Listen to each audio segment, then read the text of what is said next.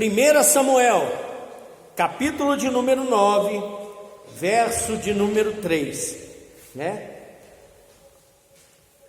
Primeiro homem que foi dominado, não conseguiu controlar o seu temperamento e errou, mesmo estando em um lugar honroso, em um lugar de honra. O homem que foi dominado por seu temperamento e por isso perdeu o melhor de Deus para a sua vida. Vamos lá, 1 Samuel capítulo 9, verso de número 3. Fala sobre o rei Saul, os seus maiores erros. Veja, os maiores erros de Saul foram cometidos no palácio.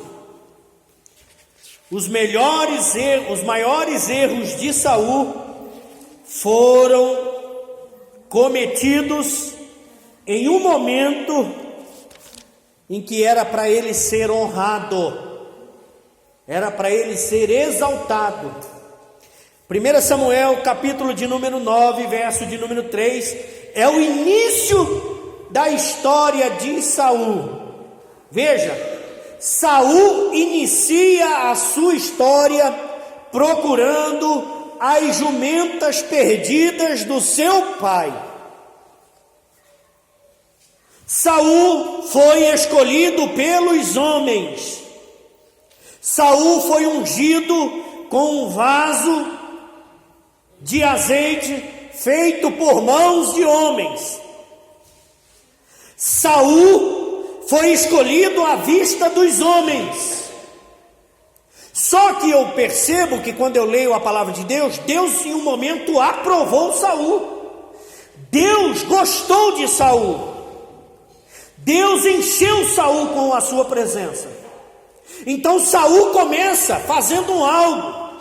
Saul começa demonstrando uma preocupação. Saul começa demonstrando o seu desejo de fazer algo pelo seu pai.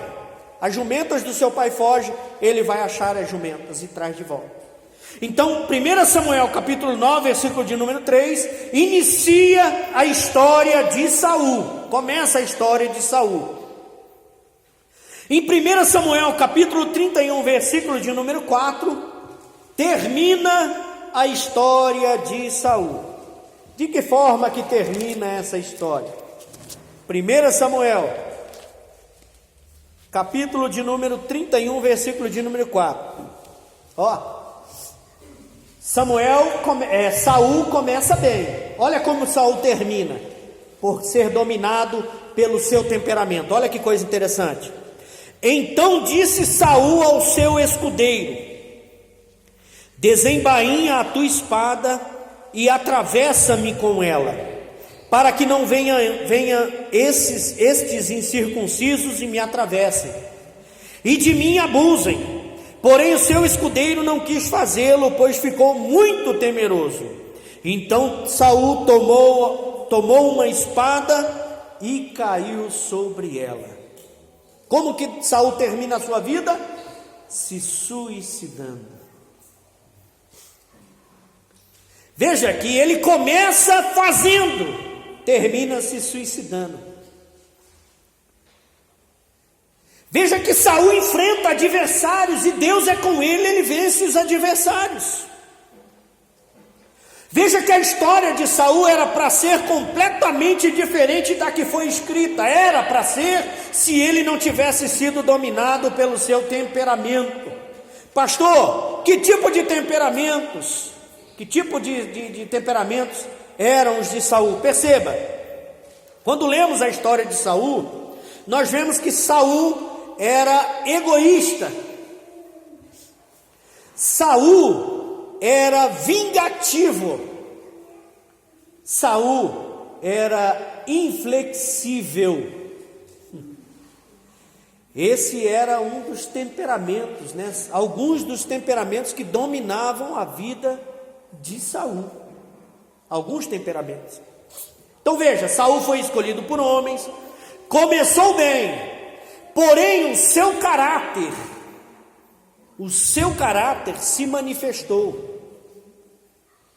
O caráter de Davi se manifestou, e o caráter é aquilo que eu sou. Saul começou a agir com inveja. Saul começou a achar que ele era aquilo que ele não era. Veja, Samuel demora para chegar para oferecer um sacrifício. O que Saul faz? Saul vai e oferece um sacrifício a Deus. Ele se esqueceu de que ele não era sacerdote. Ele se esqueceu de que ele não era profeta, ele era só rei. E o rei não poderia oferecer sacrifício. E ali já começou a decadência espiritual na vida de Saul. Por quê? Porque ele foi dominado pelo seu temperamento. Saul era para ser lembrado de forma diferente hoje. Imagina Saul, se ele tem um comportamento diferente com Davi, ao invés de perseguir Davi, ao invés de se encher de inveja de Davi, de se encher de fúria contra Davi, porque eles voltam de uma peleja, o povo começa a cantar, a Saul milhares e a Davi 10 milhares, Saul ali já se encheu de ira. Por que estão dando mais para Davi do que para mim? E se ali Saul, ao invés de se encher de inveja, de ira, de revolta contra Davi, se ele se alegra pela vitória de Davi, eu ouso dizer que Saul seria um dos maiores reis que a Bíblia faria menção hoje. Eu ouso dizer que Saul seria lembrado como o rei que cuidou de Davi. Olha que coisa tremenda.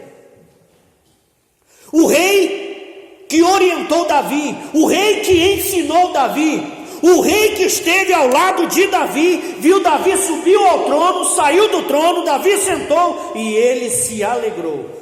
Mas ele fez completamente o contrário. Por quê? Porque foi dominado pelo seu temperamento e não respeitou a unção sobre Davi. Quem não domina o seu temperamento no mundo espiritual não respeita a unção que está sobre o outro.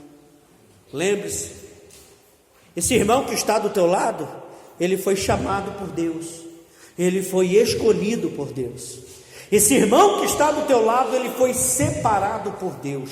Talvez esse irmão não é de púlpito, talvez esse irmão não é da porta, talvez esse irmão não faça nada na igreja, nada que os homens vejam. Mas esse irmão, ele tem um chamado específico, ele é coluna. Porque tem aquele que foi chamado para ir, tem o que foi chamado para fazer, tem o que foi chamado para ajudar, tem o que foi chamado para aconselhar, tem o que foi chamado para falar coisa boa. Cada um tem a sua importância na obra do Senhor. Saul foi na contramão de tudo.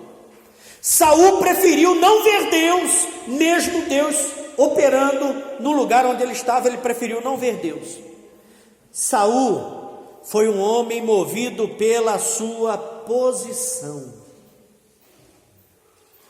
um homem movido pelo seu status. Eu sou o rei, e como rei eu sou dono de tudo, senhor de tudo, mando em tudo, sei de tudo. De repente, se nós dermos uma vasculhada, ou dentro de nós, dentro da nossa família, até mesmo dentro da nossa comunidade, dentro do nosso bairro, nós vamos encontrar alguém que sabe de tudo. Nós vamos encontrar alguém que não precisa de nada. Nós vamos encontrar alguém que pode tudo. O maior erro de Saul não foi não somente não respeitar a unção de Deus na vida de Davi. O maior erro de Saul foi não ouvir a voz de Deus. O maior erro de Saul foi se esquecer quem ele era. O maior erro que um cristão pode cometer dentro da casa do Senhor, na presença do Senhor, é se esquecer de quem ele é. Tentar ser igual a Deus. Olha o que aconteceu com Satanás. Olha o que aconteceu com Lúcifer, porque ele quis estabelecer o trono dele acima do trono de Deus. E Deus não divide a sua glória com ninguém. Eu vou falar uma coisa aqui para os jovens, para as crianças, para as irmãs, para os irmãos, um grupo de varão. Eu não aceito nessa igreja hinos que chamem Jesus de você. Então já fica dado o recado. Se tocar você, eu mando desligar o som. Ninguém nunca vai ter a liberdade de chamar Jesus de você. O apóstolo Paulo, quando se refere a Jesus, ele se refere aí, meu irmão, você está bem? Pedro, quando se encontrou com Jesus, ele chamou Jesus de você. Agora compara a tua vida, porque eu vou comparar a minha com Paulo. Será que eu chego perto de Paulo? Será que algum dos irmãos fizeram pelo menos uma unha do que Paulo fez? Será que algum de nós aqui teve pelo menos a ousadia de andar sobre as águas que Pedro teve, nós tivemos? Então como é que nós vamos chamar Jesus de você? E hoje está essa bagunça, essa balbúrdia dentro das nossas igrejas, com esses hinos repetitivos e que quer ter uma intimidade que nunca ninguém vai ter nessa terra com o Senhor, porque Ele é Senhor dos senhores, Ele é Rei dos reis, o nome dEle está acima de todo nome. Quem sou eu, quem é você para chamar Jesus de você? São situações como essa que nos faz esquecer quem nós somos. Essa é uma liberdade que nós nunca vamos ter. Veja, existem irmãos aqui, o irmão Moisés, presbítero Moisés é mais velho do que eu. Ele nunca me chamou de você. As irmãs, irmã Jovita chama eu de senhor. Irmã Selma, senhor. Eu sou mais novo. Mas o que é isso? É o respeito. Então, se eu reconheço um homem como um líder, se eu reconheço o meu pastor na igreja, eu sei que ele come feijão, eu sei que ele come farinha, eu sei que ele tem dor de cabeça, eu sei que se ele não cuidar, ele tem uma dor de barriga que nem eu, é a mesma coisinha, mas só que aonde Deus colocou ele, eu não estou, então eu tenho que respeitá-lo. É Mateus 7,12, aquilo que você quer que o homem te faça, faça você primeiro, essa é a lei e o profeta. Irmão, então se você quer ser respeitado, respeite primeiro. Quer ser honrado? Honra primeiro. Quer ser abençoado? Abençoa primeiro. Faz primeiro.